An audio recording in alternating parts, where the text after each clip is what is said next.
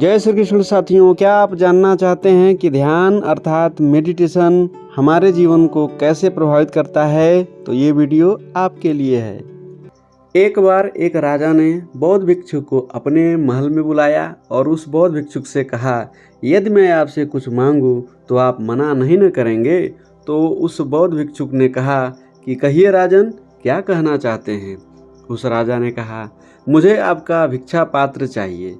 बौद्ध भिक्षुक ने बिना कोई प्रश्न किए अपना भिक्षा पात्र उस राजा के हाथों में दे दिया। राजा ने बदले में उस बौद्ध भिक्षुक को एक सोने का कटोरा दिया। उस कटोरे के चारों ओर हीरे मोती जड़े हुए थे। बौद्ध भिक्षुक उस कटोरे को लेकर जंगल की तरफ चल दिए। तभी एक चोर ने बौद्ध भिक्षुक के हाथ में उस सोने के कटोरे को देखा। वह उस कटोरे को चुराने के उद्देश्य से उस भिक्षुक के पीछे पीछे चल दिया। बौद्ध भिक्षुक समझ गए कि वह चोर उस कटोरे के लिए ही मेरे पीछे पड़ा है। उन्होंने सोचा कि उस कटोरे को चुराने के लिए चोर को कितना मेहनत करना पड़ रहा है, इसलिए ये कटोरा उस चोर को दे देना चाहिए। जब वो बौद्ध भिक्षुक अपने कुटिया के द्वार पर पहुँचे तो उस कटोरे को कुटिया के बाहर ही फेंक दिए और कुटिया के भीतर चले गए।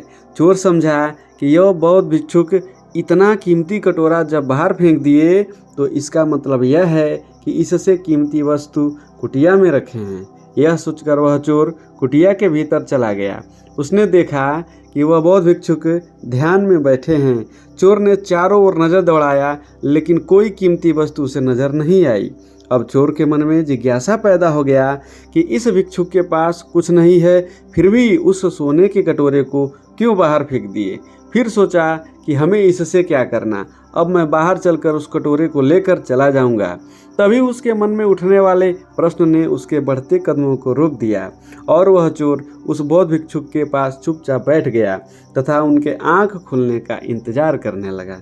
जब बौद्ध भिक्षुक आंख खोलते हैं तो उस चोर को सामने बैठा देख मुस्कुराते हैं और कहते हैं, तो तुम आ गए।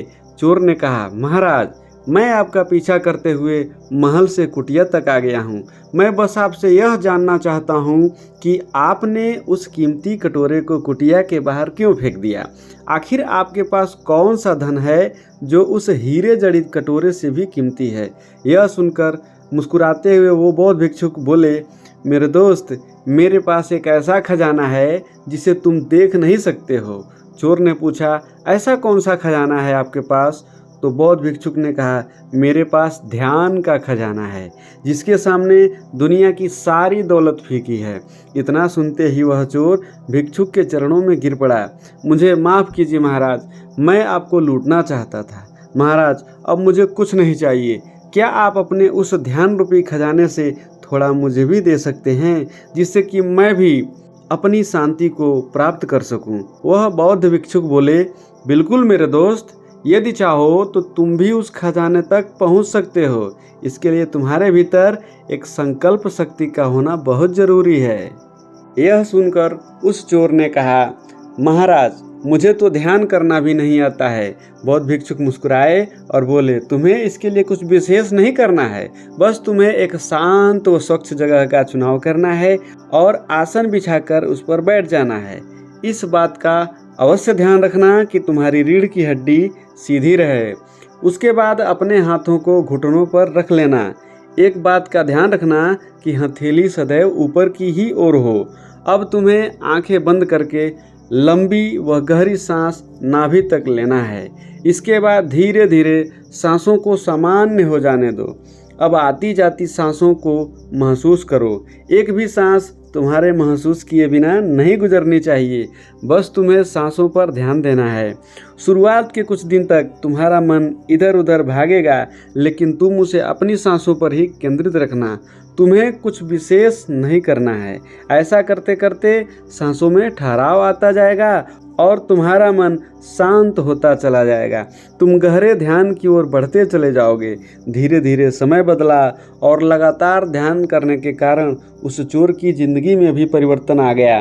अगर आप भी अपनी ज़िंदगी में शांति और विशेष परिवर्तन महसूस करना चाहते हैं और अपने आप को बेहतर बनाना चाहते हैं तो आज ही से ध्यान करना शुरू कीजिए। वह ध्यान के चमत्कारों को प्रत्यक्ष रूप से महसूस भी कीजिए। आज के लिए बस इतना ही। आपसे अगले वीडियो में फिर मुलाकात होगी। तब तक के लिए आप सभी को धन्यवाद सहित नमस्कार।